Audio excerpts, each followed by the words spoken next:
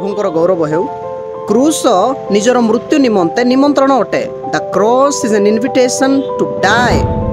आजिकाली लोक मान कौन हो गला के जानी ख्रीस्टियन जीवन कहले आराम जीवन बोली भावुंट, अभिलाषर जीवन, उपभोगर जीवन बोली भावुंट। किंतु जीशु ख्रीस्ट कौन कहले लूक 9:23 पदरे केही जेबे मोहर पछरे चलने को इच्छा करे तेबे से आपना को अस्वीकार करू एवं अपना क्रूस बहन करी मोहर अनुसरण करू।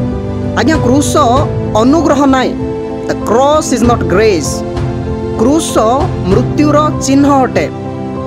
अर्थात मोहर निजर इच्छा को, मोर निजर अभिलाष को, मोर पापमय स्वभाव को एवं यही जगत निमंते मोर जेते सब आशा अच्छी से समस्त विषय को क्रूस रे हत हेबा पाई दबार अछि। तेबे तो ख्रीस्ट मो मध्यरे बा मो ठारे जीवित रहिबे। गलातिया 2:20 पदर प्रेरित पाल कोन कहते जे मु ख्रीष्टंक ठारे हत होई अछि, मु आ जीवित नुहे किंतु मो ठारे ख्रीष्ट जीवित अछंती। आगे आमे मले तो आम ठारे ख्रीष्ट जीवित रहिबे। आमे जेतेबेल पर्यंत निज इच्छा रे बंचिबा, निजर अहम मनोभाव रे बंचिबा, निजर आशा निजर अभिलाष पूर्ण करुथिबा, तेबे ख्रीष्ट किपरि मो जीवन रे बंचिबे। ख्रीस्टियन भाव रे आम मानकु एही विषय चिंता करबा को पड़िबो।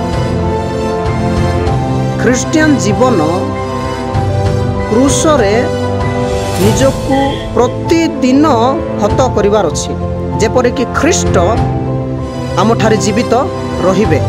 ख्रीस्टियन जीवन मृत्यु मध्य देई जीवन अटे। यह होछि ख्रीष्टीयता। यीशु ख्रीष्ट जेतेबेले आममानकु आह्वान करंती, आममानकु आरामदायक जीवन देवा निमंते आह्वान करंती नाही, किंतु क्रूस रे हत हेबा निमंते आममानकु से आह्वान करंती।